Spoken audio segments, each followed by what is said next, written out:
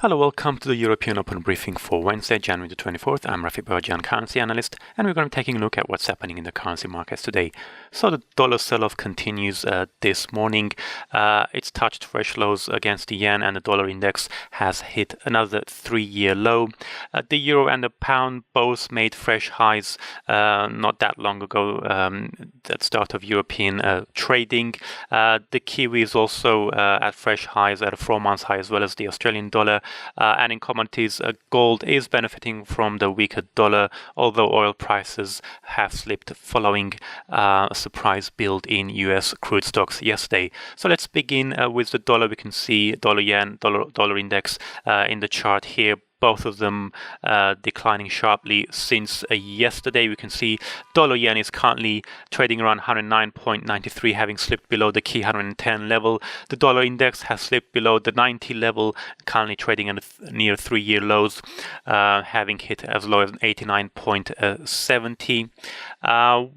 The dollar might find some support from data coming up later in the week, particularly on Friday. We've got fourth quarter GDP, the first readings, as well as durable goods orders for December. President Trump will be attending Davos. Davos has already started this week. President Trump is expected to give the closing speech on Friday.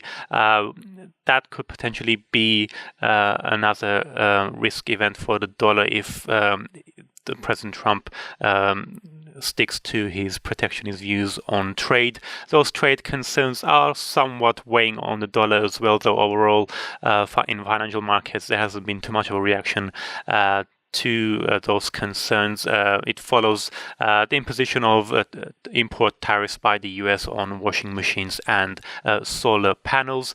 Though we did hear some positive remarks from President Trump regarding NAFTA. At least he said that the talks are moving along pretty well. But overall, the main reason why the dollar is continuing to slide is those adjustments in expectations that other central banks will begin or will accelerate at a faster pace their monetary policy during 2018 as global growth picks up much more strongly than anticipated, and that would narrow the dollar's yield advantage over other currencies.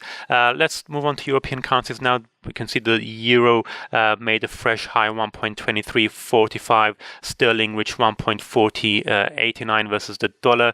Yesterday we had very upbeat business surveys out of the Eurozone. From Germany, we had the ZEW Economic Sentiment Index, which beat forecast, and the report showed that so far there isn't any impact from the political uncertainty in Germany on businesses. And now that the coalition talks are about to begin, it means that there's even less likely to see any impact from that. We also had the flash consumer confidence index for the Eurozone that hit a 17-year high in January, and this morning we had the IHS Markit flash PMIs. We saw the services PMI and the composite PMIs beating the forecasts for in January. So all of that very upbeat numbers out of the Eurozone. And as far as the UK is concerned, the main driver is the optimism surrounding the Brexit talks. Though we could see some potential downside if unemployment numbers disappoint later in the day. Those are due out of the UK shortly. And on Friday, we're going to see UK fourth quarter GDP readings.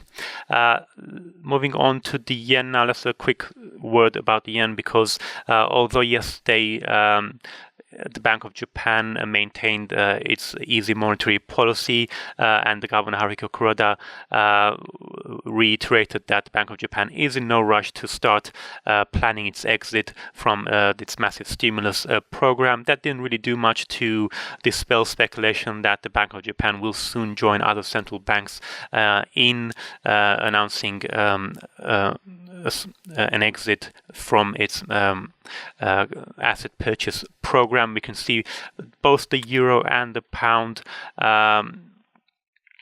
are down versus the yen from yesterday's peaks, despite the fact that both currencies are doing very well against the dollar. the main reason why markets aren't convinced is because the economic data for Japan is very upbeat. We had more upbeat numbers this morning. Japanese exports rose for the 13th straight month in December. The Nikkei manufacturing PMI reached a near 4-year high in January. So this suggests that it's only a matter of time that the Bank of Japan begins to tighten its policy. And also, although the Bank of Japan did leave its growth and inflation forecasts unchanged, it did sound a little bit more positive about the inflation expectations in Japan. So all of that has been very positive for the yen. Moving on to the Australian and New Zealand dollars, both of them also made fresh highs this morning. Aussie hit a 4-month high of 0.8044 versus the greenback. The kiwi hit a 4-month high as well of 0.7389. Overall, it's the story of risk-on sentiment, higher commodity prices, and weaker dollar benefiting both of these currencies, although we could see some potential risk for the kiwi later this evening or early tomorrow morning, depending on your time zone. We've got fourth quarter inflation numbers coming out of New Zealand.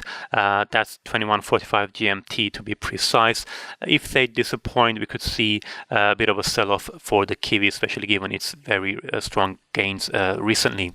And finally, moving on to commodities, gold prices hit a 4.5-month high, $1,348 an ounce. We can see gold prices have been trending upwards for much of the week and for much of January, in fact. And that comes despite the fact that global risk-on sentiment continues to surge, risk assets rallying sharply. And the main reason for that is because of the weaker dollar. We also have some political uncertainty still a little bit in Europe. We've got Italian elections coming up, geopolitics in the Korean Peninsula. But mainly, more recently, the main concerns are surrounding US trade policy, especially after those tariffs announced by the US recently, as well as doubts about whether or not NAFTA is going to be successfully renegotiated.